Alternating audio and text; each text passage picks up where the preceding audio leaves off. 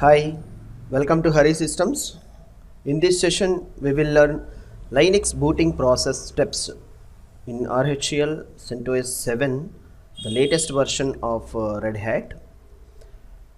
This is a very important and powerful aspect of Linux Enterprise operating system. It's an open and user configurable method it uses for starting the operating system, where we have to learn these process steps. It's very much important as a fresher or experienced in a Linux system administration and a Linux operating system operators. If they want to know the hierarchy of the booting process, learn many things from any issues are occurring while booting of the operating system, that is a Linux server or CentOS, we have to do such a troubleshooting task. Many of the tasks will covers in this process. These steps. See, user are free to configure many aspects of the boot process, including specify the programs launched at boot time. Similarly, system shutdown gracefully terminates the process and organized in the configurable way, although customization of this process is really required. Right? It's a very important to know about the booting process of the Linux for troubleshooting, booting issues, and understanding the Linux OS functionality.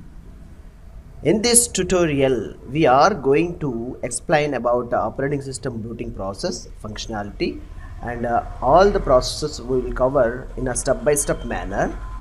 And here, the Linux process, there is an initial steps. All you know, if you are having an experience, earlier versions of Red Hat 6, there is an init. That is in a process name called it as. It is replaced in Linux 7, that is systemd. There is a file place, it's called etc systemd folder, the replacement of this one, it is indicating that process. The systemd system and service manager is responsible for controlling the services.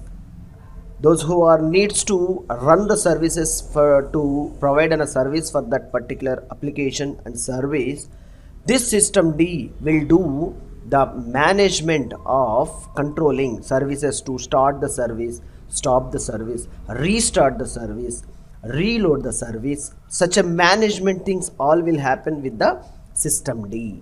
And although the systemd process replaces the init process literally it's in a bin place where it's showing here the symbolic of this path. For starting the services at a boot time, changing the run levels also, it provides the systemd and control the exiting process. Now, Red Hat Linux 7 booting processes are divided into 6 stages. That is BIOS, basic input and output, MBR, master boot record, bootloader, that is grub2 in Linux 7 they have implemented, and kernel, there's a very important aspect here, this is the concept, and systemd, it's in a process, and run level, that is in a target level where the system is going to be boot, to identify the booting where it's exactly wants to go for the manner. We'll know about all the things in step by step. We will see in this session the BIOS. Majorly we are focusing, BIOS is a basic input output system, is a firmware interface that controls not only booting process and also provides all the controls of low level interface to attached peripherals to the server. The device which server we are using, which is controlling everything which is attached, like a pen drive, keyboard, mouse, and any other external devices which are connected properly or not, it will identifies. And when you power on your system, it will read all the devices which are connected, and it will execute the post power on self test. Strongly remember, it's an important aspects and interview questions, most of the cases it will covers. Recognize the hardware devices to test and minimize the system hardware components. After successful post process, it will load to the MBR, master boot record for the further booting process to from here to stage 2. We will see for the stage 2 on continuous session of the next session.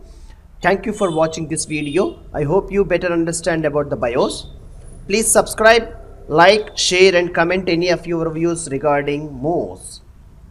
Thank you for watching this video. Thank you.